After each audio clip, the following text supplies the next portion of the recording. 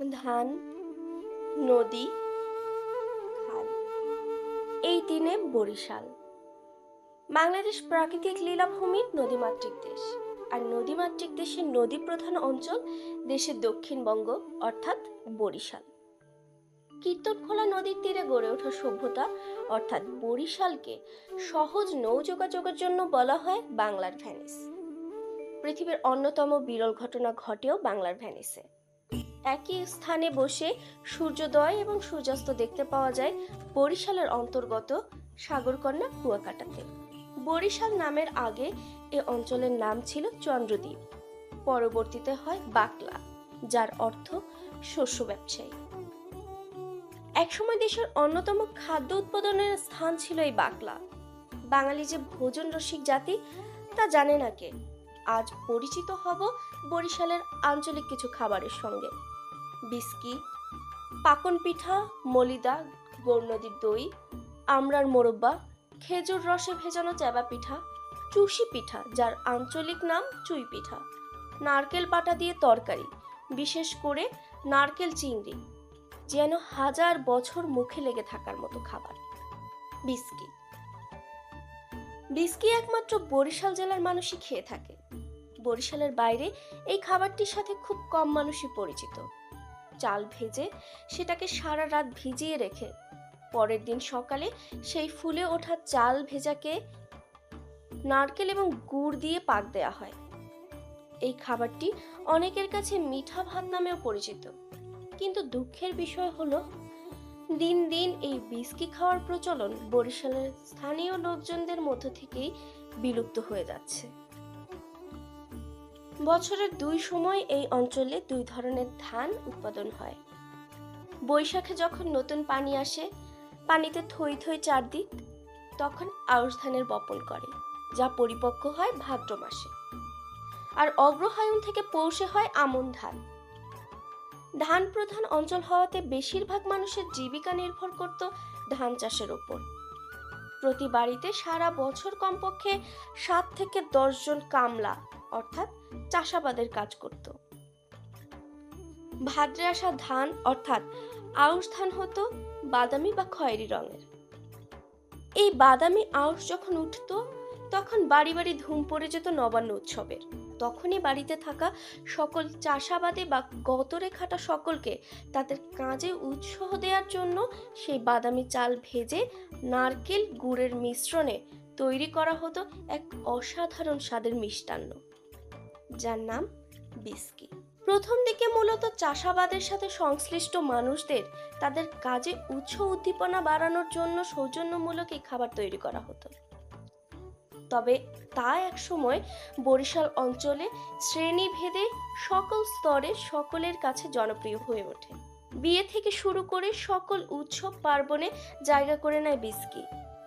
বিস্কি ছাড়া যেন বরিশাল অঞ্চলের মানুষের উৎসবই জমে উঠত না। এমনকি শবে বরাত, ঈদেও বিস্কি খাওয়ার প্রচলন রয়েছে এই অঞ্চলের মানুষদের।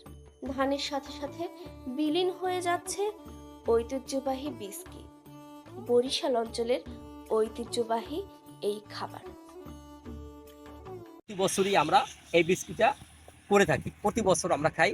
এবং এখন আউশ ধানটা পাওয়া যায় না। আউশ ধান পাওয়া যায় না, এর পিছনে কারণটা হলো আউশ ধানের ফলনটা কম হয়, যার পরিপ্রেক্ষিতে এটা ইরি ঢুকছে। ইরি ইরি ধানটা বেশি চাষাবাদ করে, এর ফলন ভালো হয়।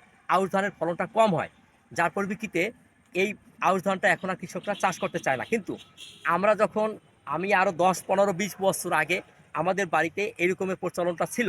আমরা প্রতি বছর এই বিস্কিটটা খেতাম। এই বিস্কিটের নারকেল দিত, কুচি কুচি করে কেটে দিত।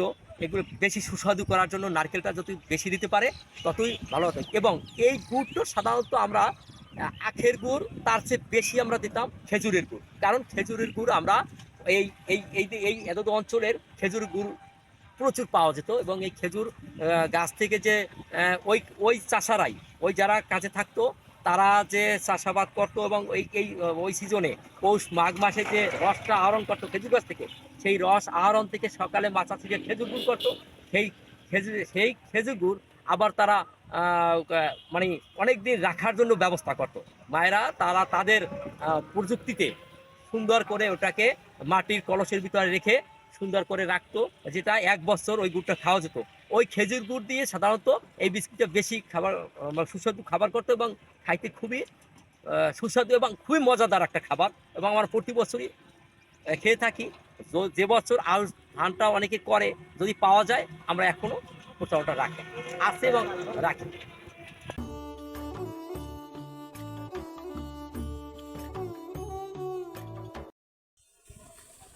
আমি জাহাঙ্গীর হোসেন মানিক।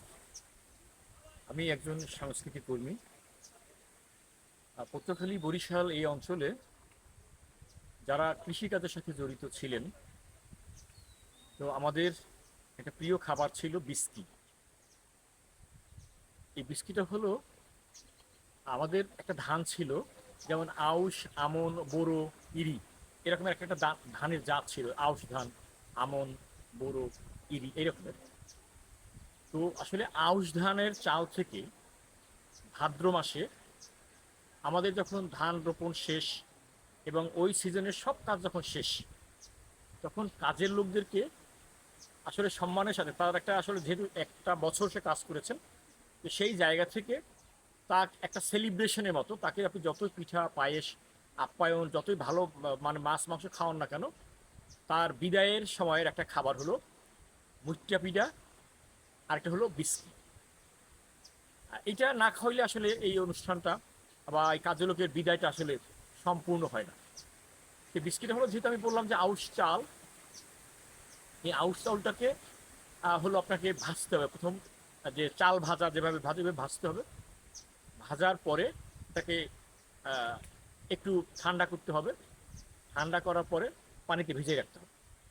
পানিতে ভিজিয়ে রাখার মতো কিছুটা ভাতের মতো হবে।